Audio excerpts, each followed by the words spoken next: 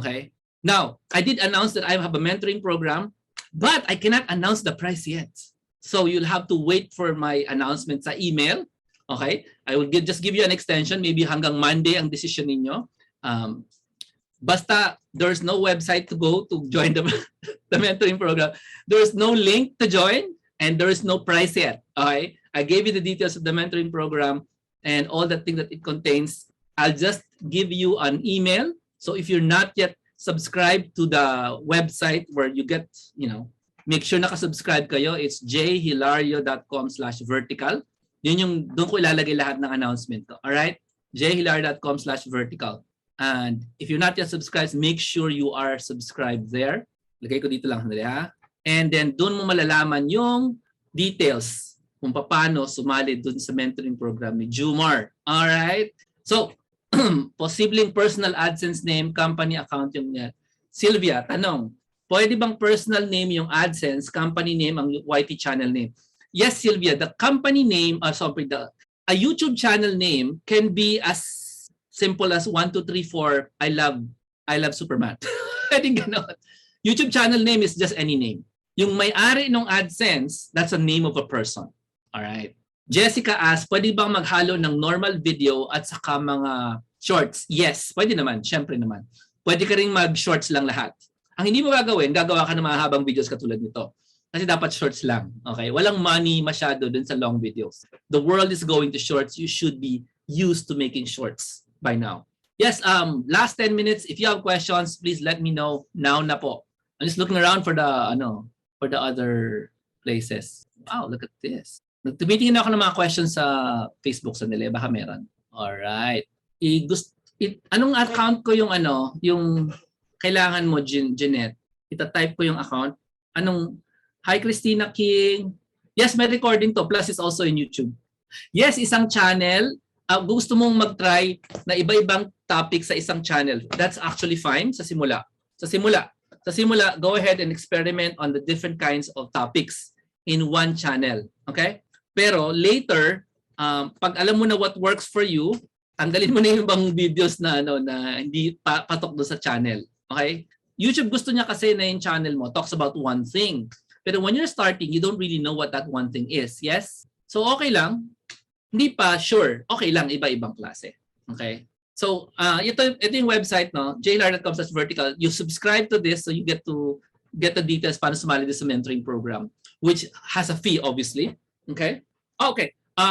Pwede ka bang mag-download ng clips from podcasts or other people's videos and make it original by adding text and reaction? You can use other people's content as long as you react or you analyze or explain. Okay? Pero hindi ka pwedeng basta kumuha na lang ng text tapos wala kang ginawa. You need to do something na sinasabi nilang fair use. React, explain. Ganyan. Pwede yan. Okay. Actually, kahit kumuha ka ng clip sa movies, as long as you react and explain, that's fine. Remember, what you're really looking for is, ito ba yung kind of videos na gusto ng mga tao sa shorts? Malalaman mo naman kung hindi. So you just, you try doing that first and then kung hindi mag-work and then try another one. Alright? Yung copy-paste videos, then do some edit, pwede po yun. Depende, ano ba yung copy-paste mo na videos, dear? What are you gonna copy-paste, Jessica? Kasi dangerous yan pag copy-paste videos ka. Halimbawa, copy-paste ka ng corporate videos as in promoting a product na hindi maganda yan. Now, ano ibig sabihin ng edit? Yung pinaiksi mo, hindi pwede yan. Let's say you took a long 30-minute video and then you condense it into 30 seconds. Hindi pwede yan. Hindi pwede yan. Ang sinasabi nilang edit na dapat mong gawin ay you explain. Hindi pwedeng kinat mo lang siya. You explain or you react doon sa video. Alright? Kailangan yon. When you say editing, tapos ang ginawa ko, pinaltan ko lang yung colors ng video, I made it shorter, hindi mag-work yon. Okay? Bakit? Kasi ang tawag ni YouTube dyan, non-original content, Jessica.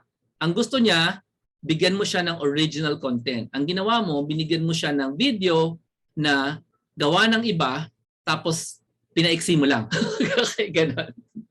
Ilagyan mo lang na sound effects, gano'n. Kailangan i-voice over mo siya, you do something to it that changes it in a certain way. Okay? Hindi lang yung pinaiksi mo lang halimbawa, gano'n. Halimbawa, compilation. Mahaba yung compilation ng video galing sa ibang YouTube channel. You took 30 seconds of that. Doesn't work. In other words, you might get views pero baka hindi ka bigyan ng money ni YouTube. Ganun daw yung technique. Posibleng hindi ka bigyan ng money ni YouTube kung kukuha ka lang ng videos from other channels tapos paiiksiin mo lang without adding anything else. Ang key dito siguro, Jessica, is magdagdag ka, mag-comment ka, ganon. Magsalita ka, mag-explain ka. You do something critical. Ang tawag doon critical eh. I-criticize mo in a good way, yan. Ganon. Copyright yan. Mahabang storya yung copyright na yan. And I did see those videos, nag-a-advise sila na gawin yon. Hindi sila nagbasa ng terms and conditions ng YouTube. Okay? Yes, magkaka-views ka, pero baka hindi ka bigyan ni YouTube ng pera. Yan, Sanmi? Yes, baka makakuha mo yun, mga tao, as prospects, pero you'll have to make money some other way. You get me?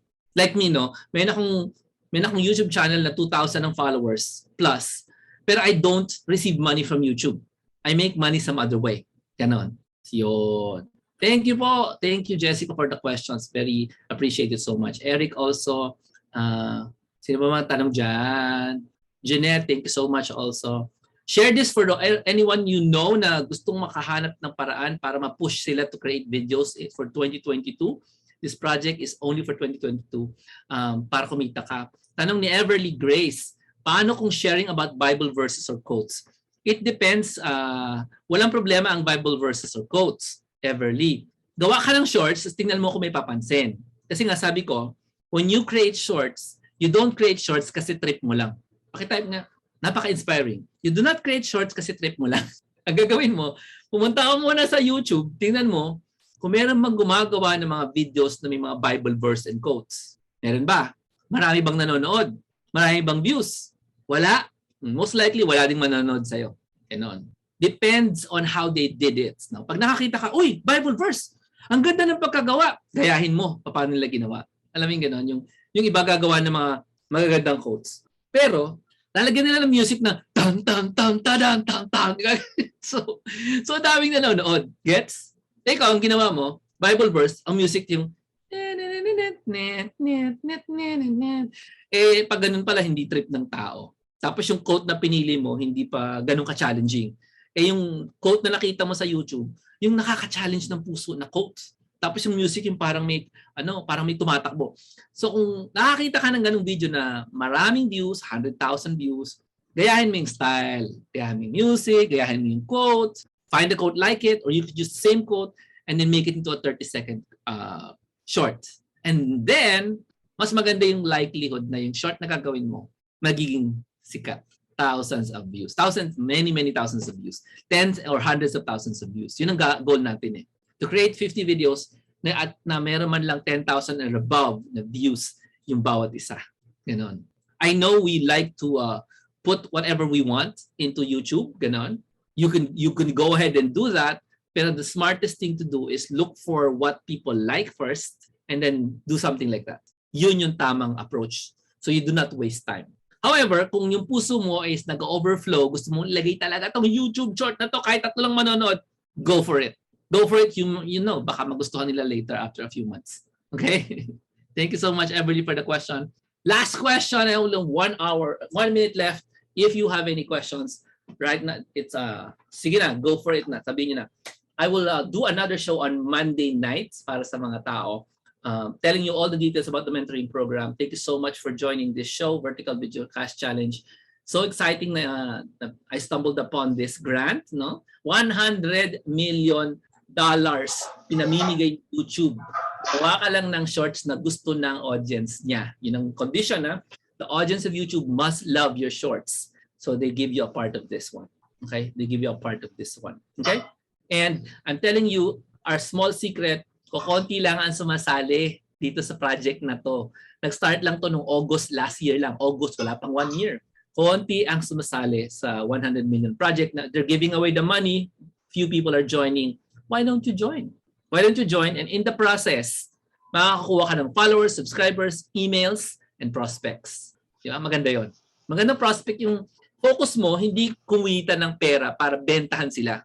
Ang focus mo, gumawa ka ng magandang shorts. Yes? Magandang focus yun eh. If a focus distracts you from the money, no? If the focus distracts you from the money, but still gives you the money, that's a good focus. Di ba? Pagagandahin mo lang naman para marami kang views. Okay? 1,000 views sa YouTube Shorts, maliit pa yan, dear. Maliit pa ang 1,000 views. Padamihin pa natin, 10,000 or more. Okay? Kaya kung mag 1,000 views, wala akong effort. So, 1,000 views is small. You're trying to go for really high numbers, Jessica. Okay? Pwede bang pag nag-games online, gagawan mo ng short?